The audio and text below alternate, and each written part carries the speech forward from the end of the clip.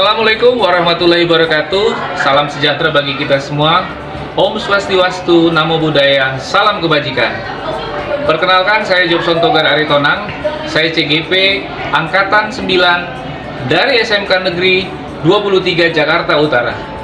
Pada video kali ini, saya akan melakukan wawancara dengan beberapa pimpinan kepala sekolah terkait tugas demonstrasi kontekstual modul 3.1 tentang pengambilan keputusan berdasarkan nilai-nilai kebajikan sebagai seorang pemimpin.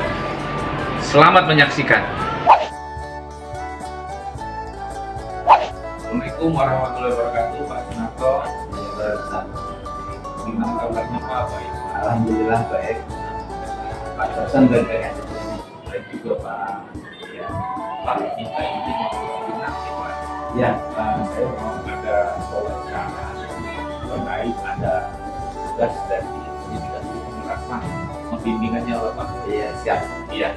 Jadi ini ada beberapa pertanyaan yang akan saya ajukan ke Bapak terkait materi tentang modul 3.1 Pak, yaitu pengambilan keputusan sebagai pemimpin.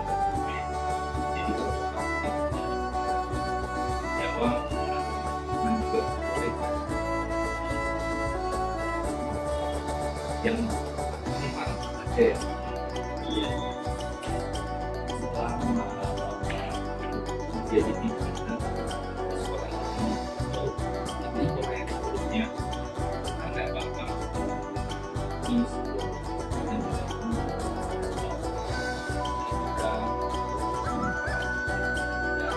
di situ Bapak ambil Jadi di sekolah itu kan permasalahan banyak ya.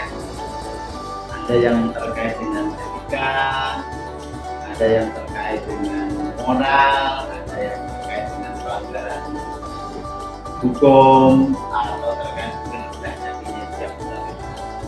Nah untuk dilema etika atau masalah terkait etika itu pasti ada, otomatis adalah masalah-masalah yang terkait dengan etika. Jadi misalkan ini misalkan gini, jadi guru itu harusnya kan hari Senin misalkan pakai sepatu pantofel, tapi guru tersebut memakai sepatu olahraga. Itu kan sama-sama ketika dia rumahnya jauh naik motor mungkin lebih nyaman pakai sepatu pantofel, sepatu olahraga. Apalagi sekarang ini kan musim hujan ya, jadi sepatu olahraga lebih nyaman daripada sepatu pantofel karena kalau hujan sering kan susah sepatu. Jadi kasus seperti ini kan saya selesaikan ya. Termasuk tahu-tahu nih musim hujan ya, pagi hujan deras. Akhirnya kan banyak siswa atau banyak guru yang terlambat nih. Nah, ini kan nggak benar. Tapi kan kita tetap harus memahami situasi terkait hal tersebut. Terus juga ada beberapa guru yang kadang-kadang lambat gitu ya, secara aturan dan ya itu benar. Secara moral juga itu nggak benar kan, korupsi waktu gitu atau yang tidak bisa dicontoh gitu kan, karena itu kan adalah guru yang harus bisa dicontoh siswa. Nah, masalah-masalah itu harus bisa menyelesaikan dengan yang terbaik gitu ya. Jadi intinya adalah terjadi perubahan yang positif. Salah satu contoh ya Pak. Iya. Kira-kira bagaimana cara Bapak mendidik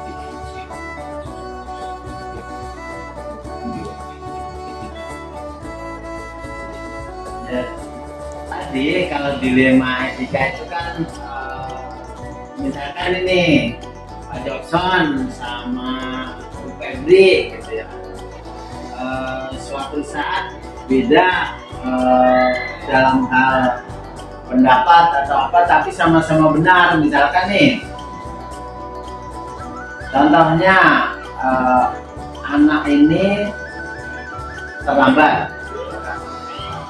itu kan harusnya anak itu mendapat sanksi. Tapi dengan melihat misalkan dia ngantar dulu orang tuanya yang lagi sakit dan sebagainya, maka kita hanya bisa memberi arahan supaya dia intinya dalam besok lagi tidak pulang. Sehingga atau gini juga, misalkan masih kenaikan kelas, itu kan wali kelas namanya memperjuangkan mati-matian agar anaknya naik kelas. Tetapi aturan, kalau dia tidak memenuhi syarat aturan, ya mau tidak mau tidak bisa naik. Tapi kan biasanya dirapatkan itu, dan rapat saya sebagai kepala sekolah bisa menjalankan. Makanya saya dalam mengambil keputusan kita banyak pertimbangannya. Intinya adalah dilema etika itu kan masalah-masalah yang terkait pertentangan antara orang satu dengan orang lain. Karena etika itu misalkan nih, etika orang Medan sama etika orang Jawa kan beda. Etika orang Kristen sama orang Islam mungkin sebagian agak beda. Ya kayak gitu tuh teman-teman, etika itu. Jadi misalkan orang Medan misalkan ngomong yang kencang misalkan, bagi dia biasa, tapi bagi orang Jawa misalkan ya ngomong kencang itu kayak orang marah aja gitu. Itu yang Jadi intinya adalah dilema etika itu.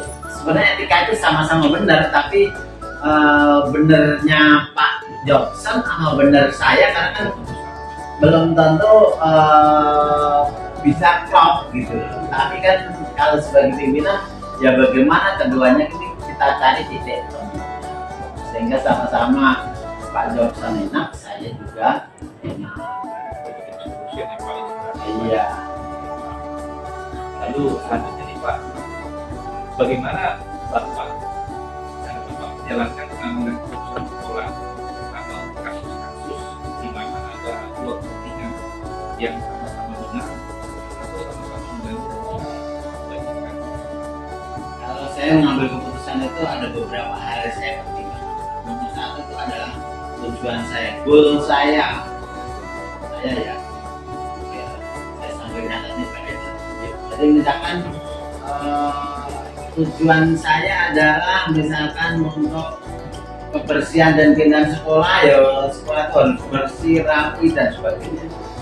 Itu tujuan. Yang kedua adalah aturan. Setelah tujuan tercapai, aturan mainnya gimana? Aturan baik dari pemerintah maupun dari sekolah. Nah, itu aturan itu harus kita pertimbangkan juga. Yang ketiga adalah pihak yang terlibat masalah ya. Lalu ini misalkan ini masalah ini tingkat yang terlibat agak banyak dan orangnya agak nggak sabaran, nah, itu harus saya pertimbangkan.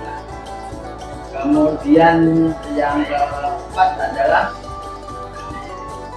efek risiko ya, risiko. Jadi kalau biasanya namanya keputusan kan ada alternatif ya. Satu ini risikonya ini. Kemudian yang kelima adalah sumber daya yang saya punya.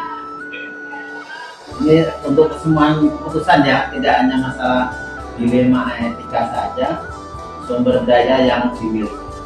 Kalau misalkan saya mau membangun, dong duit aja nggak punya. Kemudian dari kelima pertimbangan ini, pasti yang utama tadi ya tujuan. Yang kedua aturan. Jangan sampai mencapai tujuan tapi melanggar aturan sehingga ribet gitu ya. Kemudian dia yang terlibat siapa saja kan kita pelajari juga. Kemudian risikonya kalau alternatif A itu begini, alternatif B begini, itu harus dipelajari juga. Dan sumber daya yang ya. Ini memang harus lulus ya Pak ya? Iya, iya ini prioritas gitu ya. Nah, lalu kira-kira di dalam penyelesaian pengambilan keputusan itu kira-kira langkah-langkah atau prosedur seperti apa yang dia Bapak? Ya biasanya kan nomor satu namanya masalah itu kan ada identifikasi apa sih penyebabnya, identifikasi apa penyebabnya dia bermasalah. Kemudian yang kedua, ini harus cepat diatasi atau tidak gitu. Kan ada masalah yang harus segera diatasi, ada masalah yang ada bisa diturunkan dulu. Misalkan masalah ini berantem ya kan, kalau berantem kan mau tidak mau harus cepat saya lakukan. Nah, setelah tahu penyebabnya dan sifat dari permasalahan ini, kemudian yang kedua adalah kita biasanya memanggil masing-masing dulu gitu ya. Ini kalau terutama yang dilema etika atau bukan moral ya, kita panggil masing-masing. Kemudian setelah kita tahu, misalkan ketika manggil ini akan diarahkan ke titik temu ya. Nah, kemudian ketika sudah dipanggil dan sudah mencapai titik temu, maka keduanya kita dudukkan. Iya, setelah itu duduk bareng untuk mengambil keputusan yang terbaik. Jadi intinya mengambil keputusan itu paling enak adalah melibatkan orang-orang yang ada di dalamnya gitu. Jadi walaupun sebagai pimpinan kadang-kadang saya lah yang harus mengambil keputusan tanpa banyak memikirkan dia, terutama adalah untuk masalah-masalah yang terkait dengan aturan legal ya. Karena kalau aturan legal itu kan memang keputusan yang saya ambil harus benar-benar sesuai aturan. Terutama misalkan masalah keuangan, guru minta transport kalau pergi aturannya nggak ada, mau tidak mau dia harus ngikutin saya gitu. Tapi kalau dilema etika atau bukan biasanya lebih bagus itu kalau jadi masalah ya diselesaikan bareng, tapi tadi ya triknya jangan langsung dipanggil bareng, jadi terpisah dulu. Nanti kalau sudah ini kalau sudah bisa dicari titik temunya kan, dan setelah itu ya biasanya adalah penjelasan secara umum yang saya berikan ya, dan menyepakati hal-hal yang tidak supaya tidak ada Jelas ya. Jadi ada pengambilan keputusan, ada prosedur yang harus dilakukan. Nah, apa saja yang selama ini Bapak anggap efektif dalam pengambilan keputusan pada kasus-kasus dilema etika? ya. Hal yang efektif menurut saya ya tadi dalam mengambil keputusan ya diperhatikan apa kemauan pihak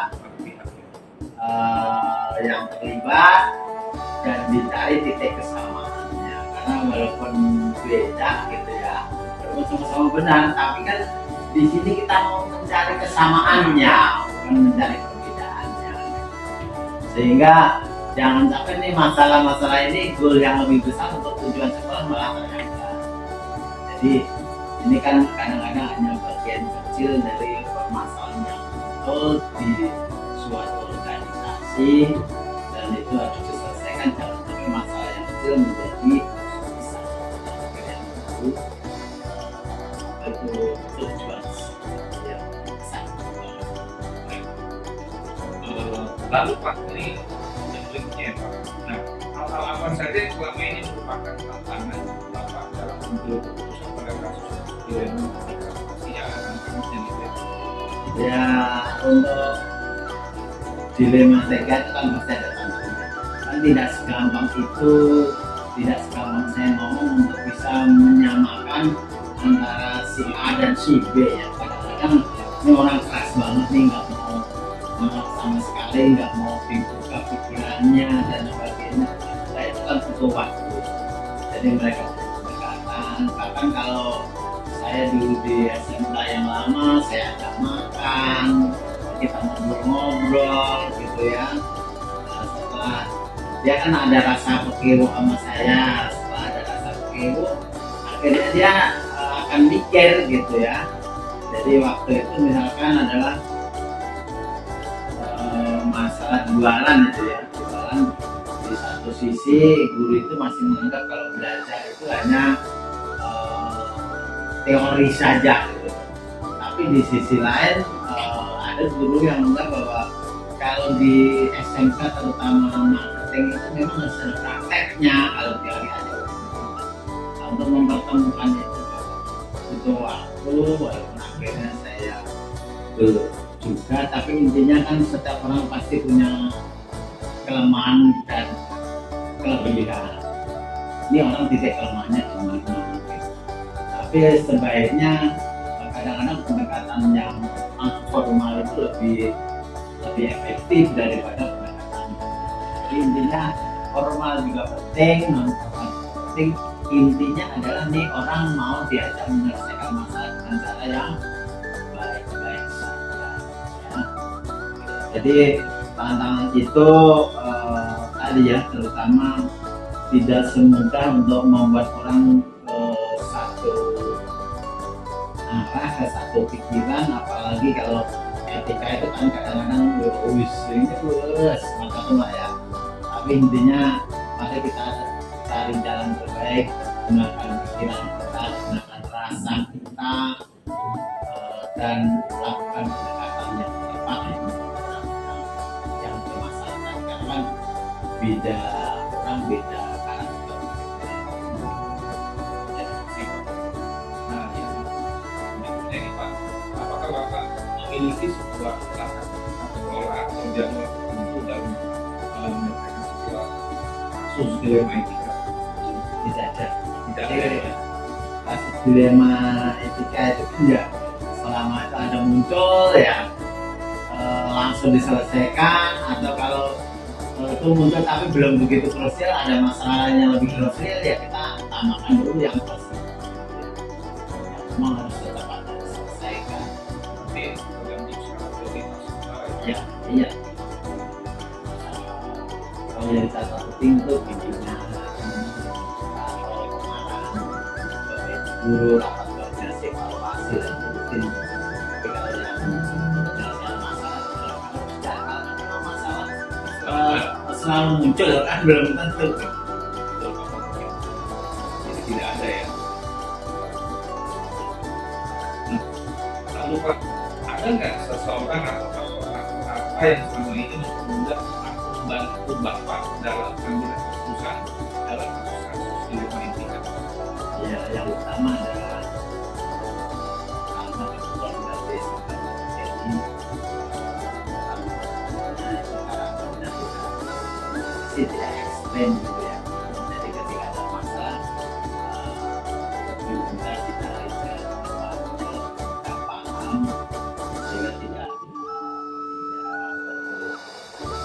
tidak menimbulkan hal yang misalnya. Pertama adalah sebenarnya dalam diri pimpinan itu sendiri, apakah diri pimpinan itu memiliki ego yang tinggi atau dia bisa mengangkat profesionalisme dia sebagai seorang pimpinan yang harus berada di tengah, yang harus pandai komunikasi, pandai pendekatan gitu ya, dan tidak memiliki track record yang ekstrem ya, karena biasanya para bapak ibu guru itu kan di zaman yang medsos ini kalau ada kepala sekolah pindah kan langsung tidak gimana ya karakternya gimana ya gitu. Kalau sudah dia udah orangnya adalah gini, nah itu kalau udah termindset negatif dulu di bapak ibu guru terutama di 2-3 itu akan mempersulit pemecah masalah. Tapi kalau ternyata bapak gurunya kepala sekolahnya ini baik, tidak ada yang ya negatif pasti ada ya, tapi banyak yang positifnya lah gitu. Itu menurut saya apa itu faktor yang membantu saya untuk menyelesaikan masalah, apalagi di 2-3 ini kan kebanyakan cewek ya. Iya, kebanyakan cewek itu menurut saya sih lebih gampang diredam daripada kalau banyak cowoknya. Tapi cowok itu kan ini memang over dia itu lebih kuat daripada ego. Ya, Berarti lebih banyak Bapak itu di dalam diri Bapak sendiri ya. ya dari dalam diri sendiri seorang pemimpin yang baik kan mulai dari bisa dicontoh, yang sopan, tutur katanya yang baik, pandai pendekatan ke orang, walaupun orang itu beda-beda ya. Jadi kita harus kalau orang Jawa itu ngomong bawahan, memanusiakan bawahan, dan kalau Kecap Dewan Paus katanya tinggal pimpinan itu harus bisa memberi contoh sehingga ketika dia menyelesaikan masalah itu enak. Tapi kalau pimpinan sendiri udah nggak benar, nanti kalau dibalik susah menyelesaikan. Dari semua hal yang telah tadi disampaikan Bapak, pembelajaran apa yang dapat Bapak petik dari pengalaman Bapak dalam mengambil keputusan dilema itu? Ya, hal yang menjadi pelajaran bagi saya bahwa harus menyelesaikan bagaimana yang kita lakukan ini adalah menyelesaikan apabila satu adalah kita memanusiakan diri, kemudian yang kedua dari saya sebagai pimpinan harus oke harus ngomong,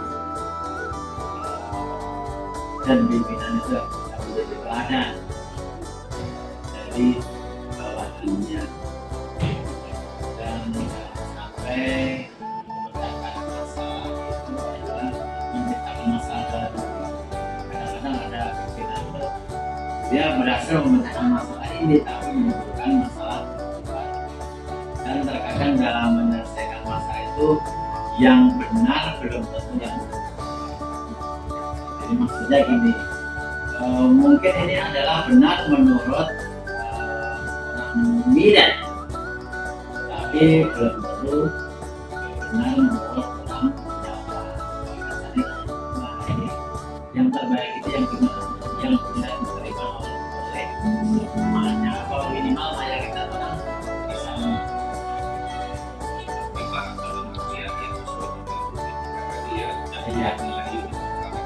Iya, ya pasti kalau bisa diterima itu ya nilai sesuai dengan nilai-nilai yang umum ya. Jadi Jawa bisa menerima, Medan bisa menerima, Papua bisa menerima. Ya misalkan secara umum pasti orang nggak suka misalkan orang korupsi, orang nggak suka kalau orang terlambat, itu kan yang universal. Terus secara umum orang lebih kalau dihargai seneng, itu kan termasuk universal. Baik Pak, wah, sekali ini pengalaman dan juga pencerahan yang Bapak sampaikan saya dari sharing-sharing kita ini apa wawancara kita ini terkait bagaimana seorang pimpinan mengambil sebuah keputusan di sebuah institusi atau organisasi seperti Bapak sampaikan. Baik Pak, saya rasa cukup ya Pak untuk wawancara kita hari ini. Saya terima kasih dan semoga ya saya bisa juga menjadikan ini pembelajaran selalu kemudian hari sehat dan selalu buat Bapak. Nih, Terima kasih Pak. ya.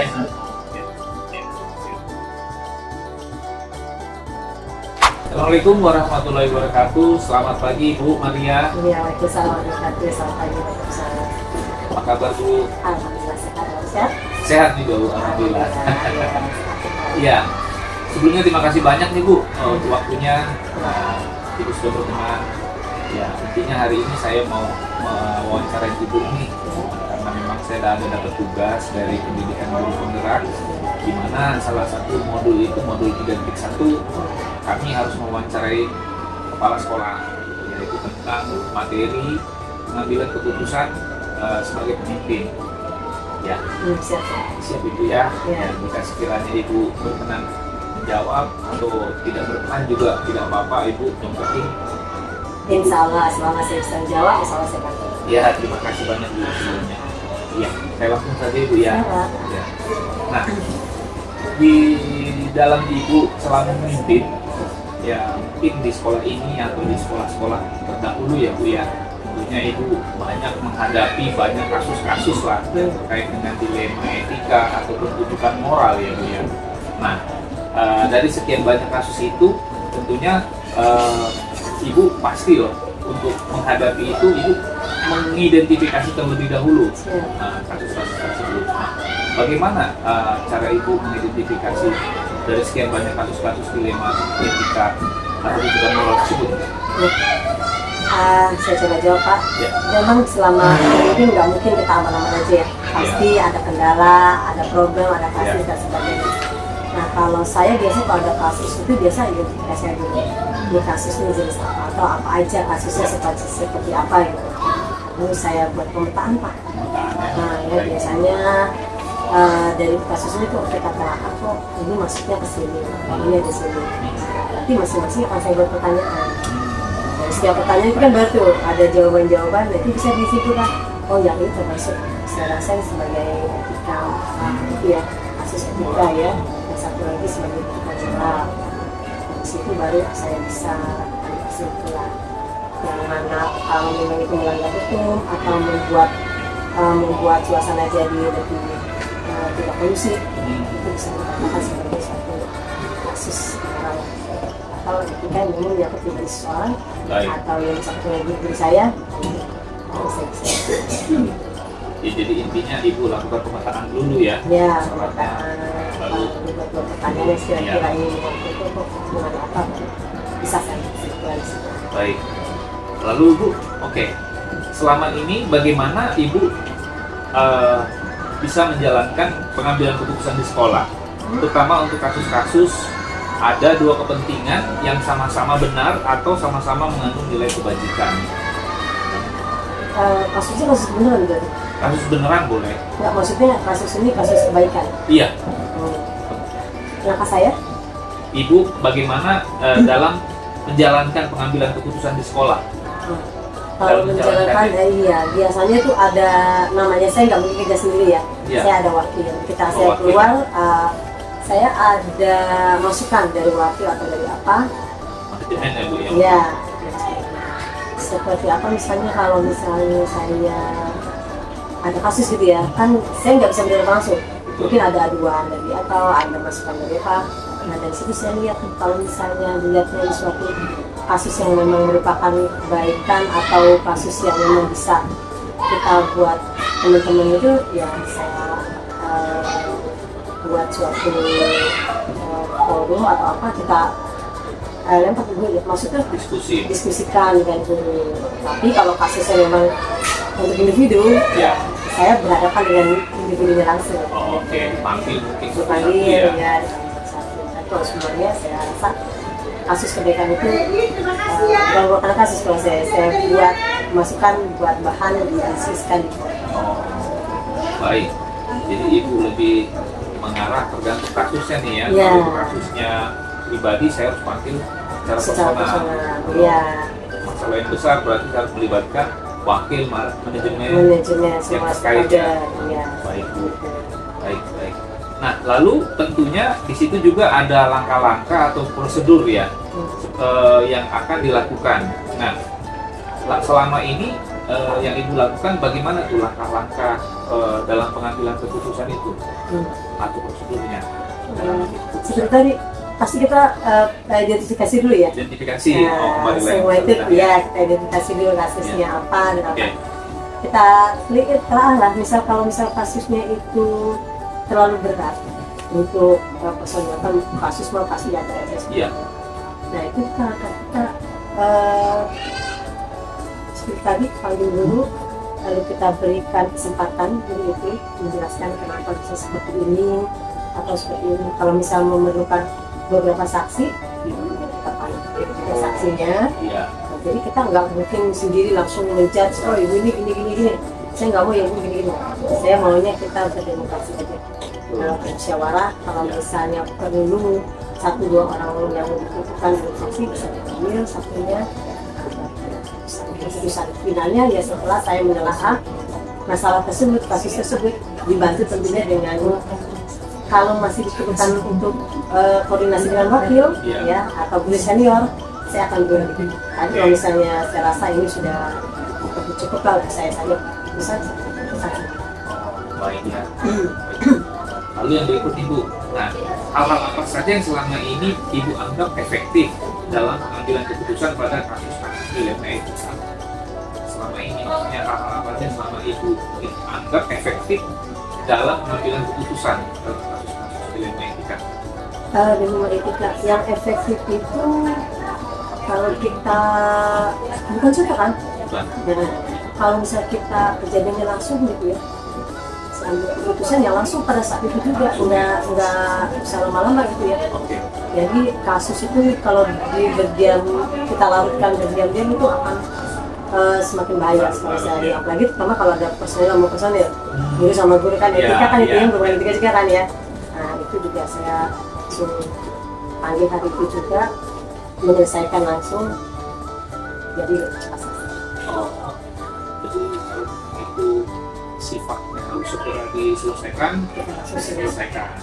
Bisa selesai langsung aja. Oh, kasusnya berarti Bu ya. Ya. Baik.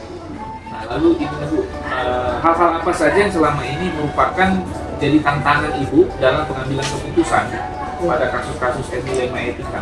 Oh, banyak ya. Banyak ya. Saya itu termasuk orang yang apa ya, bermain dengan hati. Jadi satu saat ada kasus nih, misalnya guru saya begini-begini, terus kita lihat pertimbangan ini yang berat. Oh. Nah, satu sisi kita ngelihatnya, ini kita nggak enak, kalau misalnya nggak enak. Tapi satu sisi lain saya harus ambil suatu keputusan tegas dong. Iya. Nah itu yang saya lupakan dilema, antara keputusan yang memang harus saya ambil dengan hati saya. Iya. Kayaknya saya kok kesian gitu atau apa Iya. gitu. Kayaknya kita perlu panjang lebar gitu, itu yang dilema saya bagi keputusan. Gitu ya. Cuman saya balik lagi ya, karena memang selama ini kan harus tegas ya. Iya. Nah, selama itu tidak merugikan beliau yang bisa punya kasus, saya masih buat keputusan tegas. Ya, berarti artinya dalam hal ini selain Ibu menggunakan aturan-aturan dan juga Ibu Ibu menggunakan hati juga. Nah, iya. Dalam hal ini melihat dua sisi ya, misalnya ada si A si B bermasalah, Ibu berusaha untuk win-win solution istilahnya ya. Iya, segitu. Ya, ini istilahnya ambil jalan tengahnya lah gitu ya, biar sama-sama bisa diterima. Benar. Nah, lalu yang berikut nih Pak, Ibu, apakah Ibu memiliki sebuah tata kelola nih atau jadwal tertentu dalam sebuah penyelesaian kasus dilema etika? Apakah Ibu langsung menyelesaikan di tempat atau memiliki sebuah jadwal untuk menyelesaikannya atau bentuk prosedur seperti apa yang Kalau biasa Ibu jalankan? secara jadwal tidak ada. Tidak ada ya? Tidak ada ya. Tergantung Kecuali kasus. mungkin gini ya. Satu saat saya rapat, kalau rapat kan pernah tuh dari pagi sampai siang, Ya. atau siangnya kita nggak ketemu sama gurunya nih. Ya. Paling nanti ada telepon atau ada misalnya informasi dari Ya. Kasek ya atau dari guru senior, Bu kemarin ini terjadi gini, atau besok paginya gini. Ya, setelah itu saya harus rapat juga besoknya, berarti saya atur jadwal. Oh, Tapi intinya tidak ada jadwal. Tidak ada jadwal ya? Tidak ada jadwal khusus misalnya, besok masalah kamu ini nih ya, nggak ada. Kalau selama saya seperti yang tadi saya bilang, Iya. selama saya ada waktu itu di saat kasus itu bergulir, ya itu langsung saya panggil. beresin hal itu juga ya. Ya, kecuali memang tersendat dengan rapat atau apa yang harus saya keluar dari sekolah baru kita catatkan. Nanti besok ya, saya bilang gitu. Iya, baik. Seperti itu. Berarti tidak ada jadwal ya, Tidak Pak? ada. Tergantung Iya. permasalahan itu apakah sifatnya urgent harus selesaikan hari itu juga Ya. atau bisa nanti Iya, gitu bisa ya. nanti, iya. Baik. Nah, ada nggak nih seseorang atau faktor-faktor apa yang selama ini mempermudah atau membantu Ibu dalam pengambilan keputusan kasus-kasus etika? Oh, Alhamdulillah di tempat ini banyak rekan-rekan yang bisa berkolaborasi dengan Kolaborasi. saya. Oh, Satu ya dengan Wakasek, Oke. guru senior. Ya. Satu lagi saya punya GP juga, guru Guru penggerak. penggerak. Nah, Oh. alhamdulillah saya bisa jadikan minta pendapat saran dengan beliau, Pak Ya. Indra namanya. Nah dari situ baru masukkan selama saya. Namanya manusia ya, kalau ngambil Ya. keputusan sendiri juga tidak baik juga, egois juga misalnya kalau Betul. misalnya bisa diunikan, diskusikan oleh tim, saya pakai tim. Iya, baik, intinya ibu ada lah ya, ada Ada beberapa orang yang memang sudah dipercaya yang percaya sama ibu, yang bisa mengerjakan solusi yang Iya. harus dirasakan. memberikan masukan Masukan. daripada ibu ya. Ya, Baik. Ya. Nah, dari semua hal yang tadi kita omongin nih Bu, yang telah ibu sampaikan juga, kira-kira pembelajaran apa yang ibu bisa petik dari pengalaman ibu mengambil keputusan dilema etika? setiap manusia, setiap pemimpin itu juga manusia biasa ya. Ya, Pasti punya kendala, punya kelebihan dan Iya. kekurangan. yes. Salah satunya ketidaktegasan juga merupakan problem dalam suatu Iya. kepemimpinan ya. Iya. Tapi kita juga harus mengutamakan teman-teman Iya. dan aturan. Nah, itu yang harus tepatkan dengan posisi yang baik. Ya intinya kalau ada kasus saya berusaha untuk mengidentifikasi dulu kasus apa ini, jenisnya apa, terus saya buat berkahas seperti yang tadi saya omongin ya. Iya. Nanti setiap siapa ini sudah bersiapkan pertanyaan-pertanyaan. Nah dari situ baru saya bisa ambil kesimpulan. Intinya kalau ada masalah di sekolah, apalagi tentang etika ya, Iya, kalau perlu selesaikan cepat, saya selesaikan cepat. nggak bisa tunggu lagi ya. Tidak tunggu lagi. Ya, kecuali memang ada halangan baru kita pindah. Baik. Jadi semua. Saya rasa sudah cukup ya Bu ya. Ya, ya. Dari apa yang ibu sampaikan tadi banyak pencerahan bagi saya, pengalaman dari ibu sebagai pemimpin itu ternyata harus memperhatikan banyak aspek ya, untuk menyelesaikan sebuah kasus-kasus ya itu jadi pembelajaran buat saya. Sama-sama Pak, Iya. saya juga jadi bisa lebih terorganisasi ya, apa-apa saja memang Iya. itu kita sama-sama saling bermanfaat. Baik Bu, terima kasih banyak nih untuk waktunya, untuk sharing-sharingnya ibu hari ini. Ya, saya doakan semoga sehat-sehat selalu dan sukses ya Bu ya. Sama-sama Bapak juga Terima sukses. kasih untuk waktunya. Iya, Assalamualaikum Bu. sama-sama.